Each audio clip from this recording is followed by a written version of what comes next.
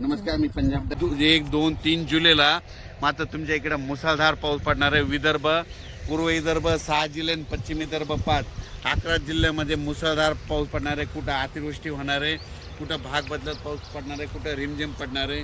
पण सांगायचं झालं तर यवतमाळ जिल्ह्यामध्ये खूप जोरात पाऊस पडणार आहे, चंद्रपूरकर देखील खूप पडणार आहे, नागपूरकडे देखील खूप पडणार आहे, अमरावतीकडे जोरात पडणार आहे, अकोल्याकडे जोरात पडणार आहे, वाशिम जिल्हा जोरात राहणार आहे, हिंगोलीकडे राहणार आहे, त्याच्यानंतर अकोला बुलढाणा जास्त राहणार आहे, जळगाव जामोद घाटाच्या खाली जास्त राहणार आहे, जळगावला जास्त राहणार आहे।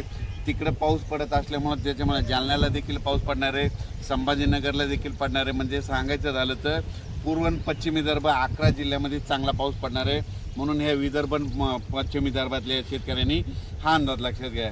पश्चिम महाराष्ट्रामध्ये चांगल्या प्रकारच्या बऱ्याच ठिकाणी भाग बदलत पाऊस सुरू होणार आहे। सांगलीकडं, साताऱ्याकडं, त्याच्यानंतर पंढरपूरकडे देखील, नगर जिल्ह्यात देखील बऱ्याच ठिकाणी पाऊस सुरू होणार आहे। म्हणून ही पश्चिम महाराष्ट्रातल्या शेतकऱ्यांनी अंदाज लक्षात घ्यायचा। सोलापूरकडे देखील बऱ्याच ठिकाणी पाऊस पडणार आहे। त्याच्यानंतर कोकणपट्टी आणि घाटमाथ्यावरल्या भागातल्या सर्व जनतेला आणि शेतकऱ्याला सांगू इच्छितो की कोकणपट्टी घाटमाथ्यावरला पाऊस मात्र कायम चालूच राहणार आहे, ते काय बंद होणार नाही। म्हणून हे त्यांनी लक्षात घ्यायचं आहे। त्याच्यानंतर आता उत्तर महाराष्ट्राकडे वळू। उत्तर महाराष्ट्राकडे सांगायचं झालं तर नाशिक जिल्ह्याकडे जोरदार पाऊस सुरू राहणार आहे, त्यांचा पाऊस काही बंद होणार नाही। म्हणून हा अंदाज त्यांनी लक्षात घ्यायचा। धुळे, नंदुरबार, जळगाव, या चाळीसगाव, पारोळा या ठिकाणी 3 जुलैपर्यंत जोराचा पाऊस राहणार आहे। म्हणून हे अंदाज लक्षात घ्यायचा। गुजरात, मध्य प्रदेश आणि राजस्थानकडे पाऊस पडत असल्यामुळं त्याचा असर आपल्या महाराष्ट्रावर उभी होणार आहे। म्हणून हे त्यांनी लक्षात घ्यायचं।